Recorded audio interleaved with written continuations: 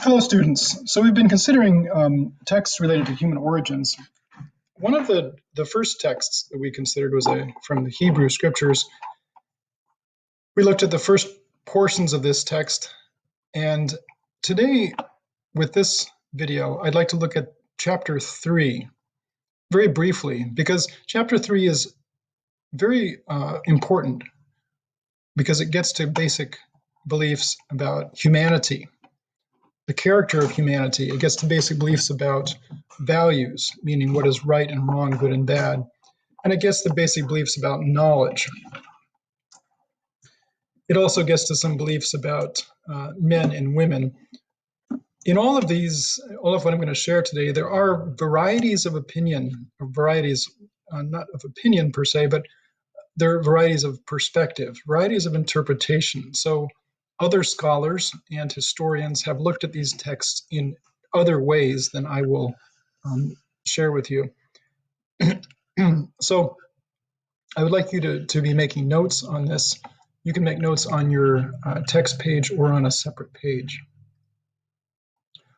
So chapter 3 here of the Hebrew book of Genesis, describes humankind, and it talks about an incident. It says, "Now the serpent was more crafty than the wild animals the Lord God had made. He said to the woman, 'Did God really say, you must not eat from any tree in the garden?' The woman said to the serpent, 'We may eat fruit from the trees in the garden, but God did say, you must not eat from the fruit from the tree that is in the middle of the garden, and you must not touch it or you will die.'" Now, note what this says. You must not eat fruit from the tree that is in the middle of the garden. Okay, let's go on. "You will not surely die," the serpent said to the woman, "for God knows that when you eat of it, your eyes will be opened, and you will be like God, knowing good and evil." Now, I want you to make a little note here. This is a lie.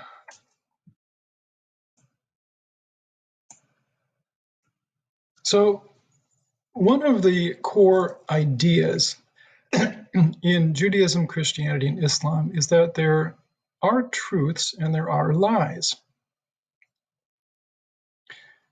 One of the ideas, again, in these three main important faiths and associated with worldviews about these faiths, is that lying is associated with what is wrong, what is evil. It's not simply something that is what people do sometimes to get by. It is actually associated with evil. So in this statement in verse 4, by the serpent, which represents evil,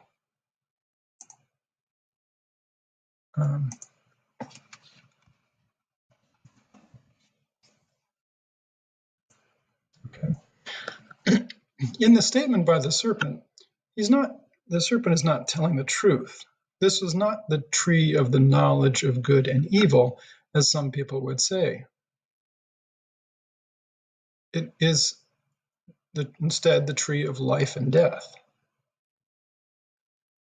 So, let's go on. "When the woman saw that the fruit of the tree was good for food and pleasing to the eye, and also desirable for gaining wisdom," so she's believing this lie here.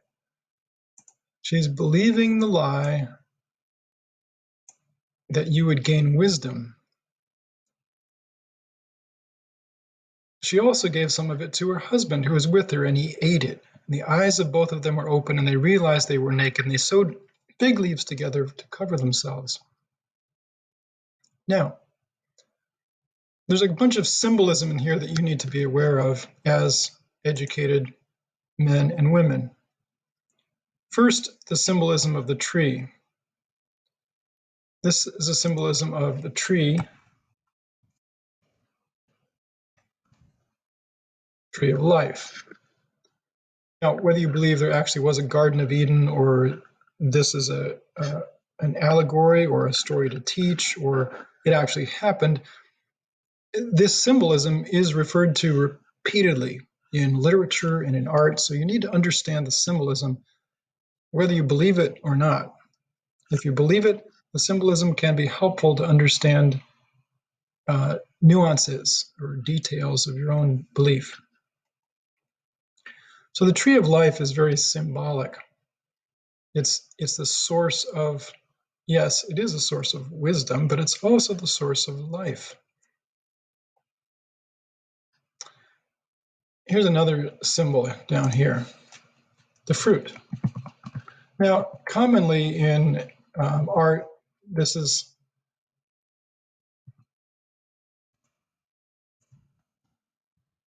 often portrayed as an apple. Now, it doesn't say apple, but that's how it's often portrayed. So when we look at some examples of art, if you see a reference or hear a reference to apple, an apple, or take the apple, the golden apple, that refers to this temptation here to believe a lie, the temptation to believe a lie. So, and if you take that apple, you are falling into that temptation, the temptation of believing a lie, that you will be wise, that you will be something more than you can possibly be. So, if you think about the lyrics from the Tracy Chapman song that you listen to, or if you think about the pieces of art we're going to look at, keep that in mind. So, go to the top of the next column. Oh, one more symbol, sorry, one more symbol. The last symbol is the fig leaf. Fig leaf is often used, the fig tree produce huge leaves, kind of like the sycamore trees that we have in our area. So fig leaves are sometimes used as a symbol of modesty, covering parts of our bodies that are considered immodest to reveal publicly. But this is where that comes from. The fig leaf being a symbol of modesty comes from here. It's also sometimes, or a symbol of shame. Okay, now let's go to the top here. Then the man and the wife heard the sound of the Lord God as he was walking in the garden in the cool of the day, and they hid from the Lord God among the trees of the garden. But the Lord God called to the man, "Where are you?" He answered, "I heard you in the garden, and I was afraid, because I was naked, so I hid." And God said, "Who told you that you were naked? Have you eaten from the tree that I commanded you not to eat from?" The man said, "The woman you put here with me, she gave me some fruit from the tree, and I ate it." Uh, what's going on here? Okay, well, buddy, you ate the fruit just like everybody else. You're no better than the woman. Okay, so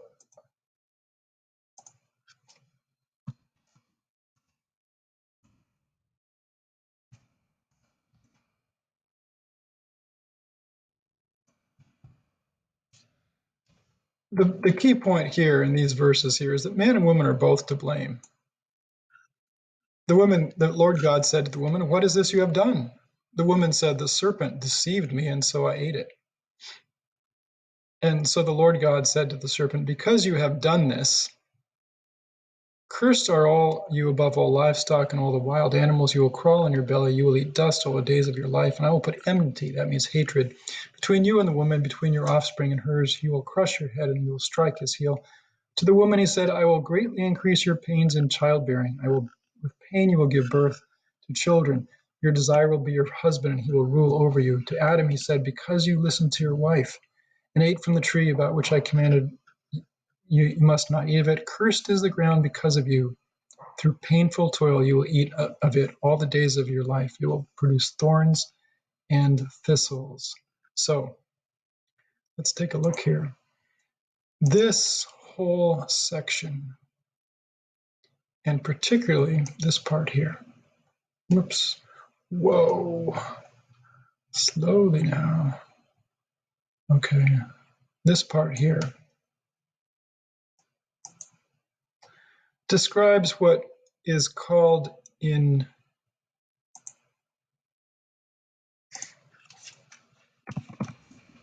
literature and in art, it's called the fall.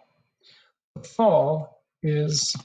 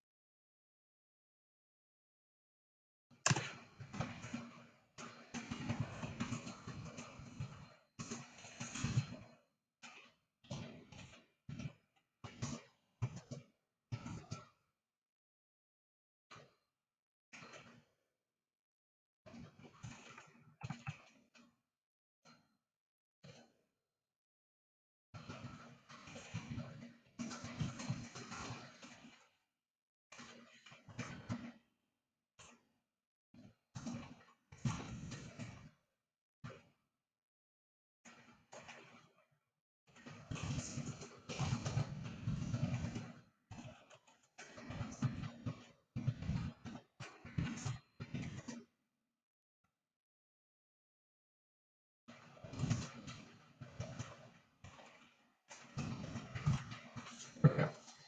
So you should write this down in your notes.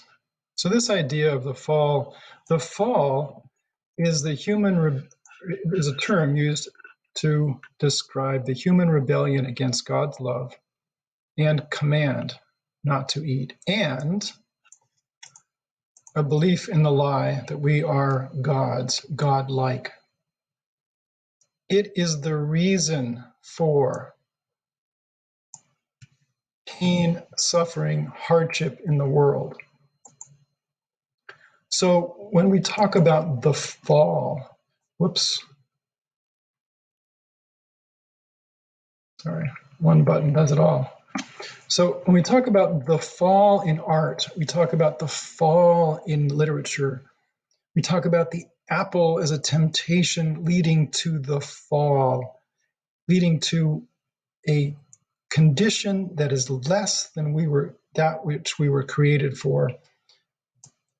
We're referring back to these concepts from the Hebrew scriptures. I'd like you to note this down here on another line.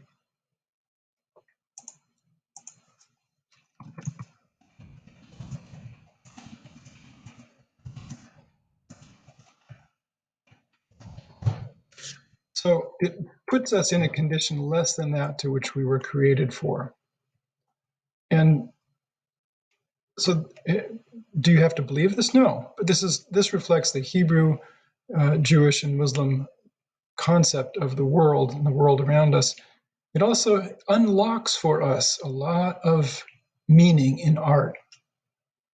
Very quickly, I'm going to look at a couple pieces of art that illustrate this.